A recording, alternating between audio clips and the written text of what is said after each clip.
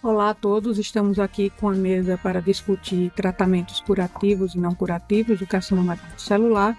Estamos com a hepatologista doutora Cássia Guedes Leal, do Rio de Janeiro, e com o Dr. Denis Schenfeld, radiologia intervencionista da CERTA. Hoje vamos falar de alguns casos que podem ser controversos ou não, em relação a tratamento local, né, para a gente avaliar o tamanho, quais indicações. Passa a bola para você, Denis. Qual a indicação de ablar um carcinoma hepatocelular? Olha, bacana. De novo, obrigado aqui à PEF, você que está ouvindo a gente aqui nesse videocast, nesse podcast. É uma satisfação estar aqui. Cássia, Regiane. Bom, a gente sabe que a ablação não é uma coisa nova, né? Já começou, os primeiros trabalhos já são do milênio passado, né? E isso se prova já com repetidas provas que com o nódulo correto e com a técnica correta a gente consegue resultados que são muito semelhantes à ressecção. Hoje, o que a gente tem de literatura comprovada? Os nódulos até 3 centímetros, né? Bem ablados, você tem que conseguir, né, ali um resultado semelhante à ressecção, né, tanto com recidiva local quanto não. O que a gente sempre fala é a localização, né? Aquilo a gente sabe, né, Cássia? Tem lá o BCLC, ele tem tamanho, tem o paciente e tal, mas não tem o lugar do nódulo, e a gente sabe que às vezes isso muda bem, né, Cássia? Com certeza. Isso vem a importância da discussão multidisciplinar, né, que é mais ou menos o que a gente está fazendo aqui, que hoje é o ideal no tratamento do carcinoma hepatocelular. Então, esses tumores pequenos, nódulos únicos, em que a gente tem a possibilidade de oferecer tanto o tratamento com ablação ou ressecção, é muito importante, né, essa conversa entre os hepatologistas, os radiointervencionistas, o cirurgião, e tem sempre um detalhe, né, Regiane, que às vezes para o hepatologista passa despercebido, que é muito da localização, né?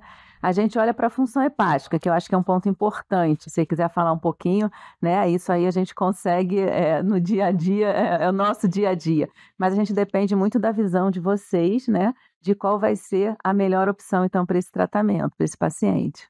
Exatamente. Por exemplo, num paciente com função hepática muito boa, preservada, com chaio de ar, um MEL de baixo, abaixo de 10, em um paciente com ALB grau 1, paciente com função hepática muito boa. A gente está diante de um paciente com nódulo pequeno, porém perto de via biliar ou perto de grandes vasos. E aí? E aí, essa é a discussão, né? A gente sabe assim que tem o nódulo que é bom para o cirurgião, ruim para a gente, o nódulo que é bom para a gente, ruim para o cirurgião, e o nódulo que é ruim para os dois. Então a gente sabe, essa questão que a gente está falando do tamanho, né? Às vezes é um tumor pequeno, ali no meio, ali entre o segmento 4 e 8, no meio do fígado, ali para cima, perto das veias hepáticas. É um nódulo que para ablação é um nódulo bem tranquilo. E a ressecção seria uma super ressecção, uma ressecção dificílima, né? Por outro lado, a gente pega, por exemplo, um nódulo, né, periférico com 5 centímetros. Com certeza. Aquele exofítico, segmento 2, lobo esquerdo, que pede para ressecar, né? 2, 3, 5 centímetros. Segmento 6, já saindo do fígado já. Ali embaixo. Então, são os nódulos que são maravilhosos para a ressecção, né? Paciente que com certeza vai ter uma ressecção boa e é um nódulo que até poderia ser feito ablação, mas se ele também tiver um pouco maior, daí já é ruim para ablação, então com certeza se passar de 3 centímetros e for ressecável é a melhor conduta inicial para esses pacientes. E aí tem aqueles nódulos problemáticos, né, Regiane e Cássia, porque são aqueles nódulos que estão perto de via biliar, ali no hilo, nódulos que tem a gente encontra dificuldades, né, para fazer os procedimentos, né. E a via biliar realmente ela é sensível ali ao calor, né, então você fazer uma ablação térmica e esse nódulo estar muito, muito colado, mas muito próximo de uma via biliar central, porque se for um pouco mais periférica, a gente vê várias vezes, né, faz ablação, depois até evolui com uma dilataçãozinha ali focal periférica, que não tem grandes problemas. Agora, um nódulo ali bem numa via biliar central, a gente tem que pensar em se tiver que fazer ablação, a gente tem que pensar em algumas alternativas, né? Aí tem algumas alternativas da gente proteger essa via biliar. Ou eventualmente colocar um catéter, às vezes eu faço isso, eu coloco um catéter na via biliar, tipo, uma drenagem, né, para um catéter, e fica passando o soro gelado ali. Se tiver um pouquinho de espaço entre a via biliar e o tumor, dá para a gente tentar, às vezes, fazer uma hidrodissecção, ou eventualmente até, em alguns casos eu já fiz isso, uma pneumodissecção. Então você injeta ar ali e tenta afastar a via biliar do lugar de ablação. Hoje existe também uma tecnologia que a gente ainda está testando, né? Então não é uma coisa também tão disponível e tão já comprovada, que é você fazer a eletroporação, que em tese protegeria ali, o colágeno protegeria a via biliar e a gente poderia fazer essa ablação. Então isso também está em desenvolvimento. E uma coisa que às vezes é esquecida, sabe? Nesses nódulos muito difíceis, que também é um nódulo ruim para ressecar, ou às vezes o paciente não consegue ressecar, não tem função, que é a alcoolização. Exatamente isso que eu ia te falar. Eu acho que no serviço público a gente acaba usando muito, né? Às vezes a gente não tem disponibilidade da agulha, ou não tem a experiência do cirurgião numa ressecção um pouco mais difícil, e aí a alcoolização fica com uma opção. Eu uso muito no serviço e a gente tem resultados muito bons. Às vezes no controle, a gente até acha que foi feita uma ablação. A gente vê uma área tão bem feita a alcoolização, né, que parece até que foi uma ablação. E aí eu sempre gosto de citar que uma vez não tendo disponível, né, a ablação, a ressecção, ou até aquele paciente com risco cirúrgico muito ruim, né, um paciente com comorbidades, idoso, às vezes uma alcoolização é um procedimento mais simples, né. Feito com anestesia local, que não vai precisar, no caso de um paciente policomórbido, que não vai precisar de anestesia geral. Exatamente. Alcoolização e combinação. Você combinaria radiofrequência com alcoolização? No caso de uma lesão próxima à via biliar, que você quer fazer uma margem exígua, para não queimar tanto, né? E complementaria com alcoolização? Você faz isso? Acho que nesse caso, não, porque o que acontece? Quando a gente injeta líquido, né, no tumor ou perto do tumor e faz a ablação, na verdade a gente expande muito essa margem. Então é uma coisa que às vezes a gente faz na ablação de pulmão, por exemplo. Aqui é muito ar, né, tem pouco tecido, então a gente às vezes não consegue uma margem de ablação tão boa. Então tem até algumas agulhas que injetam um pouquinho de soro, deixam aquele ambiente molhado, vamos dizer assim. Acho que nesse caso a combinação, não sei, não faria nisso. Acho que o mais importante nesses casos é ou a gente testar um pouco mais, ganhar experiência com a eletroporação e ter a segurança que pode jogar choque elétrico ali e não vai estenosar a via biliar, que a gente ainda não tem esse dado com segurança, ou realmente, de fato, tentar afastar. Ou faria só alcoolização mesmo, né? Que é o que a gente falou, que eventualmente, no caso, uma via biliar muito central, um tumor muito difícil, talvez, não deixa de ser uma alternativa, né? A Cássia até comentou aqui, né? Sim. Eu queria aproveitar então aqui a tua experiência, que você falasse também, você falou aí da ablação por radiofrequência, eletroporação, a gente sabe que tem microwave também, e a associação dos tratamentos, né? Às vezes uma quimioembolização associada à ablação. Então, assim, a gente foge um pouquinho do BCLC, né? Que não, a gente não, hoje em dia a gente tem alternativas, principalmente a associação de tratamentos, a combinação, né? E eu queria que você falasse um pouquinho aí da sua experiência. Perfeito. Eu acho que hoje o cenário todo do hepatocarcinoma, né, ele é exatamente nessa terapia combinada, né? Não só ablação, quimioembolização, como também a imunoterapia, né, que hoje tem mostrado aí resultados bem interessantes. Então, eu né, dei aula aqui no congresso aqui sobre isso. É um tema que, obrigado por perguntar, Cássia, é um tema que eu gosto muito. E acho que a gente às vezes subestima a capacidade quando a gente combina métodos, né? Então acho que assim, fazer a quimioembolização junto com a ablação, a gente consegue potencializar um efeito do outro. Por que a ablação ela é limitada ali, né, do tamanho? Por que é 3? Por que não é 3,5? Por que não é 5? Porque, em tese, são duas explicações. Uma, porque a gente não consegue fazer uma área de calor toda. E aí todo mundo falando, poxa vida, Denis, mas 3, 4, 3,5. A gente sempre tem que pensar no volume do tumor, né? Então, um volume de uma esfera de 3 é um volume, acho que é 14, se eu não me engano. Um volume de uma esfera de 4 dá mais de 35, se eu não me engano. Então, são 3 vezes mais volume tumoral você saindo do 3 para o 4. Então, acho que a hora que você quimioemboliza, a gente isquemia aquilo, diminui o fluxo, então a perda de calor ela diminui, então você consegue queimar mais espaço.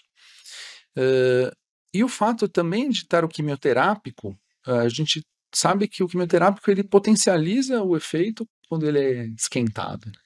Então eu acho que a quimioembolização com a ablação, ela tem, não é tanto utilizada, eu utilizo bastante na minha experiência, porque acho que a gente consegue pegar pacientes de até 7, 8 centímetros e fazer um tratamento único que seja com mais de 90% de curativo sem recidiva locorregional para esses tumores maiores, né? Acho que não é válido, acho que se tiver multinodular, tudo mais, vai para quimioembolização, que é aquele paciente que a gente já sabe. E acho que uma outra, que a gente falou de combinado, né, que vocês estão vendo bastante, né, que é a... Eu ainda não entendo, vocês com certeza sabem mais que eu, que é você... A quimioembolização ou a ablação junto com a imunoterapia, né, uma maneira de expressar ali os antígenos, fase quente, fase fria, mas vocês têm experiência com isso, Cássia? Vocês... Na verdade, agora tem os trabalhos novos que está associando, né, os TKIs e até a imunoterapia com as quimioembolizações, e normalmente os resultados que a gente tem, os que combinou, né, os que combinaram o tratamento tiveram uma resposta melhor do que o que fizeram isolado. Mas eu também tenho uma pergunta em relação a isso. Por exemplo, na imunoterapia combinada, não duas imuno, mas o tratamento, por exemplo, atezolizumab e bevacizumab, que é um antiangiogênico. Você começa com ele, o paciente tem uma resposta e fica uma lesão pequena, e aí você quer quimioembolizar. Minha pergunta é: o quanto o antiangiogênico interfere na quimioembolização, ou você acha que não interfere? Porque já ouvi falar que deixa o vaso fragilizado, e aí talvez uma resposta não fosse tão adequada. Você tem experiência com isso, Jânio? A gente tem muita experiência nisso, né? Não com a imuno, mas com os TKIs, né? Então, como ele é um antiangiogênico, ele diminui a vascularização. Quando a gente vai quimioembolizar, o conceito é, eu quero colocar o máximo de veneno ali dentro, né? De quimioterápico. Não, então se eu tenho às vezes um vaso que tá fininho, aquele tumor que... Ele não morreu o tumor, porque o TKI não mata o tumor, né? Mas ele tá ali, um pouquinho de fluxo. Então às vezes a quimioembolização, você sai com aquela impressão, fala assim, sabe, não ficou tão bom, quer dizer, também não tinha como fazer melhor, tá meio baixa essa vascularização. Acho que talvez por isso os trials, né, que tiveram já no passado, né, de quimioembolização com sorafenib, então, no final das contas, acabaram sendo negativos.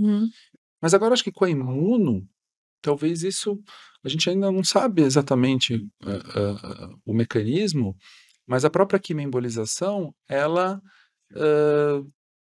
expressa, né, os antígenos ali, então potencializa o efeito da imunoterapia e vice-versa, né?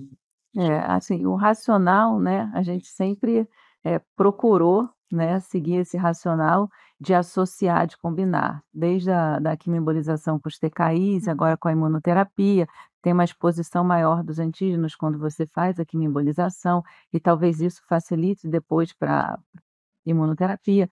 Nós tivemos um estudo positivo agora, que foi a EMERALD-1, que associou quimioembolização com imunoterapia, então foi o primeiro positivo, já que os TKIs tinham sido negativos, talvez aí por uma série de questionamentos, mas enfim, eu acho que a gente está realmente nessa era, né, nessa mudança aí desse cenário, em que a associação de tratamentos são os resultados melhores que nós temos observado, né, seja associação de imuno com TKI, associação de métodos, até a adjuvância, então, que a gente também acha que é um cenário promissor, que a gente ainda precisa de resultados melhores, mas, enfim, acho que hoje esse assunto, o tratamento do carcinoma hepatocelular, a gente ainda tem muito que aprender, né? Então a gente ainda está caminhando mas felizmente os resultados têm sido bem animadores, né.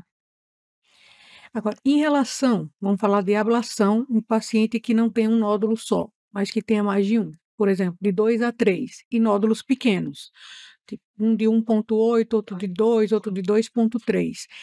Para cirurgia, a gente sempre sabe que o paciente, de preferência, que seja segmentar, no máximo 2 segmentos, mas não seja fora dos lobos, tipo, se for tudo no lobo direito ou no lobo esquerdo. Para radioablação, isso não tem diferença. Vocês têm um limite, tipo, até onde eu vou, aqui já não dá mais. É um passo, por exemplo, a partir de quanto vocês vai considerar que não é mais para ablar, sendo pequeno, tá? Mas estou falando no multifocal. Perfeito. Pequeno e quanto que você, tipo, não dá, vamos para outra coisa. Perfeito. É interessante essa pergunta, né? Esse ano saiu, não tem a ver com hepatocarcinoma, mas saiu o Collision, que é para metástase coloretal, e o critério de inclusão deles era até 10 metástases. E 10 metástases, ablação versus cirurgia, ressecção. E mostrou exatamente achados semelhantes, né? Uma não inferioridade da ablação nesses casos. Acho que para o hepatocarcinoma ele é um pouco diferente isso, né? Porque a gente sabe que, né, que o multinodular já tem um prognóstico pior, né? Mas assim, não teria essa limitação de você fazer 2 ou 3 ablações. Mas acho que quando a gente está frente a um caso que já tem muito nódulo, eu, sinceramente, a minha percepção hoje é que a gente iria mais pro BCLC-B já do que vai para imuno ali, já da terceira coluna, do que para cá, porque é um paciente que se não tiver quer dizer, esse é um paciente que acho que a gente tem que correr para o transplante, né? Se for possível, se o paciente puder, se estiver disponível, tem que sair correndo para o fígado para ele, porque aquilo não vai segurar nenhuma das. Vamos piorar. Não, só complementando ainda, Regiane, só assim, de uma forma objetiva, né, até para as pessoas que estão ouvindo, se o paciente tem uma contraindicação, seja o transplante, a ressecção, enfim, e o tratamento de escolha seria a ablação. Ele tem 2 ou 3 nódulos. É possível fazer ablação numa mesma sessão desses 2 ou 3 nódulos? Existe acho que foi isso que você quis perguntar. Existe um número máximo de nódulos, independente da possibilidade de outros tratamentos? Você colocou muito bem que se for multinodular, a ablação não é a melhor opção. Mas sendo 2 ou 3 nódulos, dá para fazer ablação? Sim, dá para fazer tranquilo a ablação. Tiver E os não nódulos importa localizados. se é bilobar. Não, porque a ablação ela vai diferente da químio, né, que a gente vai acabar agredindo mais tecido em volta. Então o paciente dá aquela sentida, né, pós-químio. A ablação não, a gente não tem essa agressão ao parênquima. Então, não lembro de ter visto algum caso que fez uma ablação, seja de 1, 2 ou 3 nódulos, que tenha caído a função hepática no pós. Uma necrose tão grande a ponto do paciente descompensar a função hepática. Exato. Ele teria que pensar em outras coisas, ele pode descompensar por outras coisas. Verdade. Quando eu falei de piorar, é tipo você pegar um multinódulo, mas menores de 2 centímetros, que aí, pelos nossos critérios, não entraria em lista de transplante, porque a Secretaria de Saúde só coloca o paciente em lista se for um CHC a partir de 2 centímetros, que tenha critério de irressecabilidade. Irressecabilidade, com certeza, o paciente tem, mas todos os nódulos menores que 2 centímetros, maior 1,9. E aí, vamos supor, temos 5 nódulos. Você ablaria, combinaria ablação com alcoolização, ablação com quimioembolização? Eu acho que esse paciente é uma coisa bem.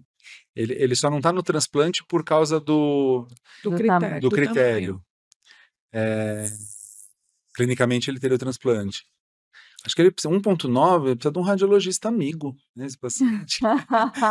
Ele precisa de um radiologista amigo. Pelo menos um deles tenha 2 centímetros. Coloca, não, esse tem 2. Eu acho que tem que rever, porque às vezes depende do plano que você mede. O nódulo às vezes tem, mas eventualmente é uma discussão, né? Porque às vezes você começar a tratar e esse paciente não está inscrito, é muito ruim. Né? Você também olhar para um paciente, né, e falar assim, não precisa nem ser multinodular, às vezes um só de 1,9, né? vai olhar o paciente e falar assim, não, eu não vou tratar seu câncer, eu vou esperar dar uma pioradinha para daí a gente tratar, né? Também. Só que essa pioradinha às vezes pode tirar ele de critério, né? E a gente Exatamente. tem a questão também da alfa-feto, só para fomentar a Alfa-feto. discussão, porque às vezes esse caso a gente sabe que é um paciente multinodular, mas os nódulos são menores que 2 centímetros, e às vezes a alfa-feto é muito alta, acima de 1000, e seria uma contraindicação até o transplante, né? E aí o que a gente às vezes tenta fazer é o downstage da alfa-feto.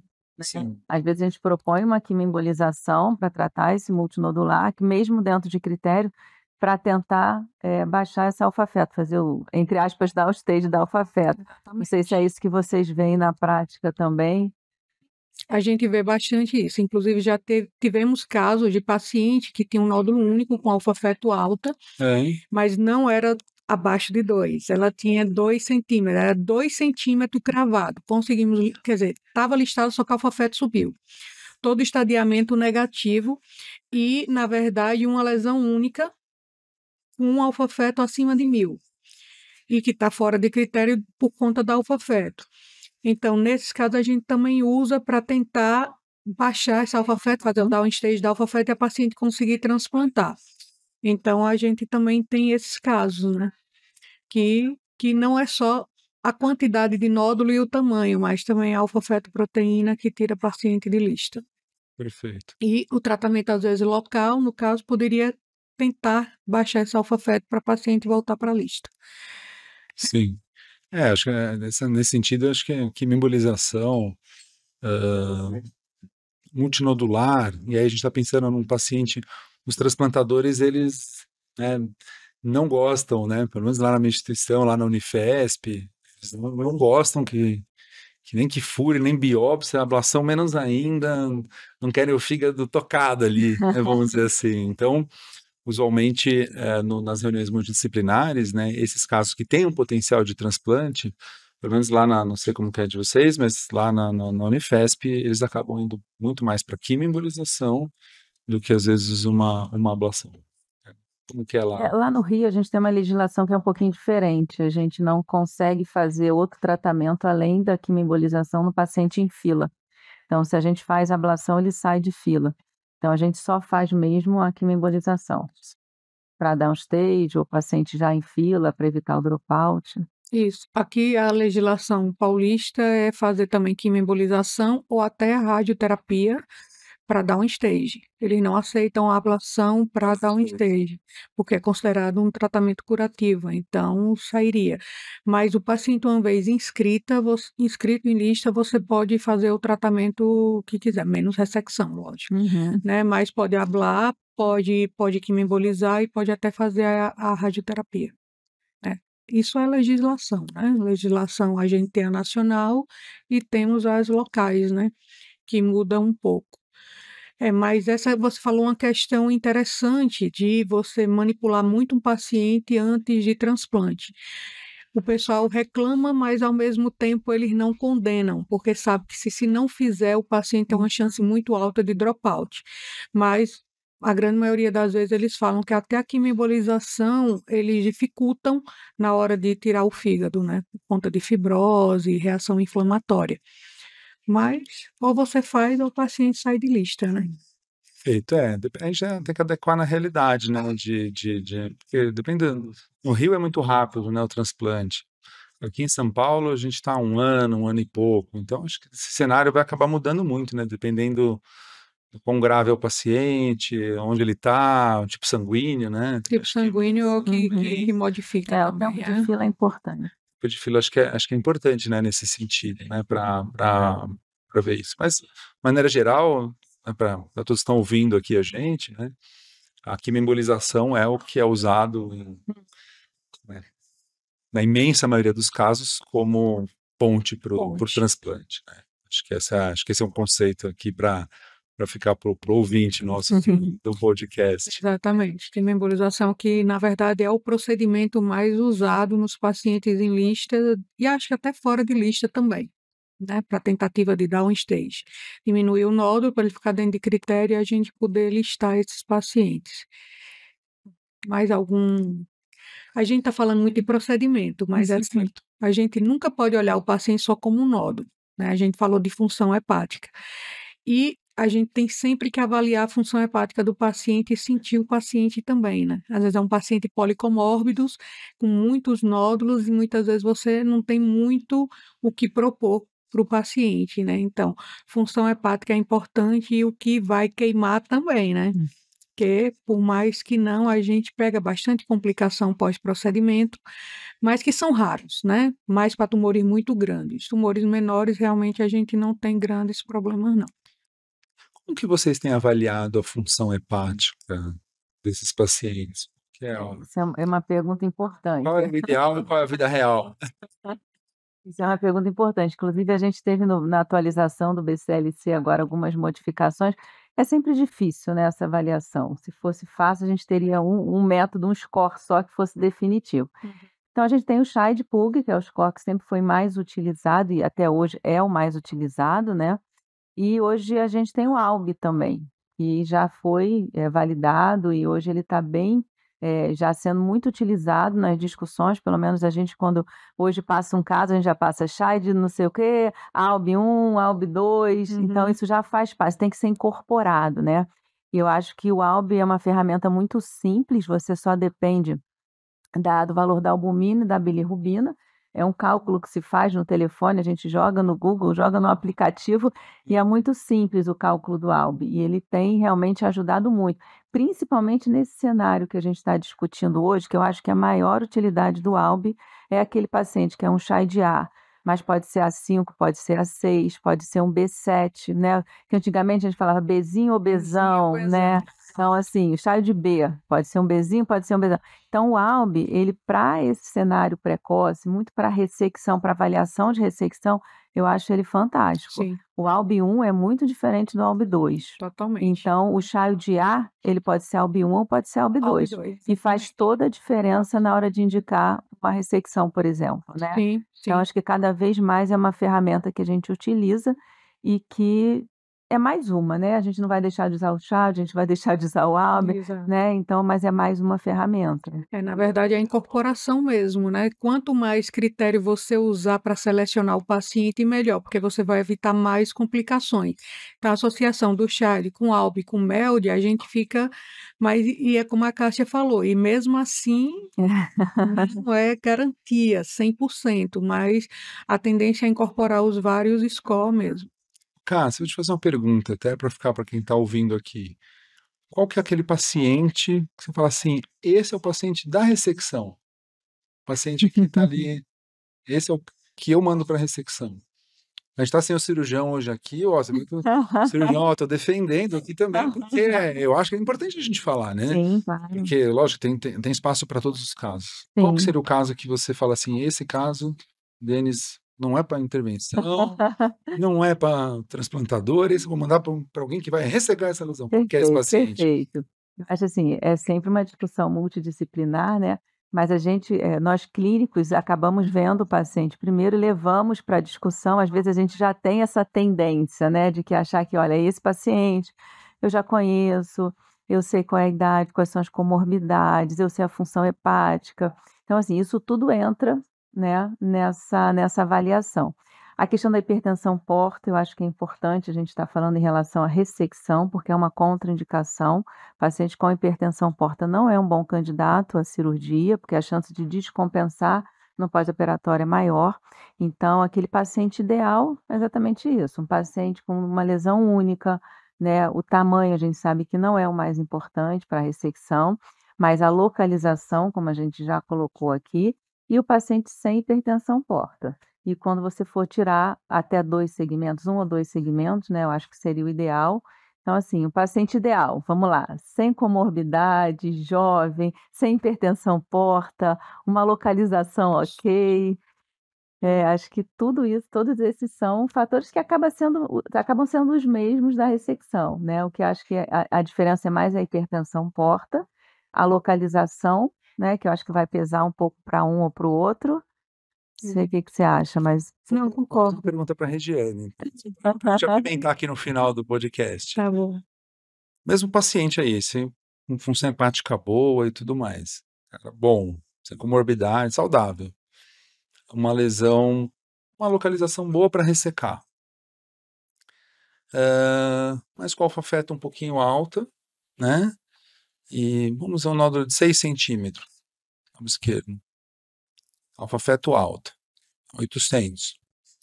Você quimioemboliza, ou faz radioablação, ou radioembolização, já pensando que esse cara talvez vai ter um comportamento ruim e depois vai cair no transplante, ou mantém a ressecção, mesmo com um cara com alfa-feto alta? Alfa-feto alta, hoje em dia, é um sinal de a gente ligar todas as sirenes, né? Porque é um paciente que pode até ser um nódulo pequeno, mas alfa-feto alta, você sabe que aquele paciente tem uma chance maior de ter lesão em lugares que a gente ainda não viu e a chance de recidiva desse paciente é muito grande, até em pensar em transplante, né? A gente sempre tenta fazer o downstaging da alfa-feto, mas é aquele paciente que, tipo, a própria lista de transplantes ser mais demorada, nesses casos, são até favoráveis, porque a gente vai avaliar a evolução natural desse paciente. Se é que um vai ter um comportamento bom ou um comportamento ruim. No caso de um paciente com alfa-feto alta, né? Aí você vai pensar não tem hipertensão portal, não tem nada. Localização favorável. Poderia pensar, mesmo com alfa-feto alta, você pensaria se você combinaria tratamentos, uma quimioembolização com a ablação, ou até mesmo uma radioembolização, ou se você partiria de cara para uma cirurgia se tivesse uma localização favorável. Esse eu acho que é um questionamento muito alto, porque assim, os tratamentos minimamente invasivos, você pode ter uma boa resposta e você também avaliar o paciente, e a ressecção ao mesmo tempo também, mas é um procedimento invasivo. Então, a gente está diante de Eu fiz para provocar, para a gente apimentar aqui o final do podcast. uma questão grande, né? Eu acho que nesse caso com alfa-feto muito alto, eu partiria para tratamento locorregional, com a biópsia, biopsiaria essa lesão, até para a gente ver a característica dela, né? Porque já teve casos de paciente com nódulo pequeno, alfa-feto altíssima, e na verdade era um CHC moderadamente diferenciado, produtor de alfa-fetoproteína. Que às vezes, ou seja, subiu o alfa-feto por conta da característica do tumor. Mas é um caso que a gente sabe que não vai muito bem. Então, eu associaria, nesse caso, uma biópsia no procedimento, né? E já faria um tratamento combinado. Eu acho que a gente, quando pensa em propor o tratamento para o paciente, a gente tem que estar olhando lá na frente, né? A gente não pode só pensar em tratar, curar e resolver aquele problema, que a gente sabe que CHC não é assim. Então, a gente tem que estar olhando lá para frente. A gente tem que ter um objetivo quando a gente propõe um tratamento para um paciente, né? Então, assim, tanto que uma das atualizações do BCLC é exatamente isso. Primeira pergunta: o paciente é candidato a transplante ou não? Então, se ele é candidato, a gente segue por um caminho. Você pode propor uma ressecção já pensando no transplante lá na frente, né? Ou não, se ele não vai ser candidato a transplante no futuro, a ablação é um excelente tratamento e aí você já define ali aquele tratamento. Então, acho que a gente tem que ter esse olhar lá na frente. Será que lá na frente eu vou querer que esse paciente faça um transplante? Ele é um potencial candidato a transplante? Esse paciente tem uma alfa-feto alta, tem uma lesão grande, maior que tem 6 centímetros. Então, assim, será que lá na frente vai ser melhor eu indicar um transplante para ele? Então, o que eu faço agora pensando lá na frente? Então, acho que a gente tem que ter muito esse olhar. Quando a gente propõe uma quimioembolização, que é um tratamento paliativo, qual é o meu objetivo com isso? Ficar fazendo várias sessões de quimioembolização não é. Então, assim, eu penso o quê? Eu vou fazer uma quimioembolização e depois, qual é o meu próximo passo? Então, é só para chamar a atenção que a gente tem que ter esse olhar no paciente, a gente tem que pensar lá na frente o que a gente tem como objetivo. Exato. Se você pensa, como a Cássia falou, num potencial candidato a transplante, você pensaria em técnicas para tentar o downstage, né? Mas se você acha que não é candidato de maneira alguma ao Exatamente. transplante, então a gente tem que partir para outro passo. Isso aí. Uma delícia, né? Conversar sobre hepatocarcinoma. Acho que pode, né? A gente pode ficar aqui. Talvez isso que é legal, né? Do que a gente faz, né? Porque é um jogo de xadrez, né? Que a Cássia colocou. Você está mexendo aqui, qual o objetivo? Porque lá eu vou chegar. Acho que esse é o que você falou, acho que talvez seja a chave, né? Assim. Verdade. E o acho que a gente até É. brinca, na verdade, só para tornar mais tranquilo o fardo, né? Mas assim, se todo paciente fosse de livro, não é, né? Eles não leem manual de instrução, eles não vêm com manual de instrução. Então, no dia a dia, a gente pega pacientes que realmente é um jogo de xadrez. Você saber o que você vai fazer. Então, a gente está diante, às vezes, de paciente que você está. É um paciente que você pode tanto hablar como ressecar. Sim, Se sim. você hablar, não está errado, e se você ressecar, também não está Perfeito, errado. perfeito. Não é, como diz, um tratamento único, não é só aquela mão. Às vezes tem várias mãos, né? E é por isso que é um tratamento multidisciplinar, né? Exatamente. Espero não ter atrapalhado mais ainda quem está ouvindo a gente, né? E não Muito ficar bom. mais confuso, né? É verdade. Mas foi ótimo. Obrigado, hein, Regiane? Obrigado, Cássia, PF, né? É, Obrigada à PEF por esse Oportunidade. encontro, essa oportunidade, né, de juntar hepatologistas com radiologistas, intervencionistas, que é nosso dia a dia, né? exatamente. Uma boa oportunidade até para sanar dúvidas se alguém teve, né? Ou provocar mais. Ou deixamos vocês com mais dúvidas. Espero que a gente Exatamente. tenha ajudado. É, essa é a nossa intenção. Exatamente.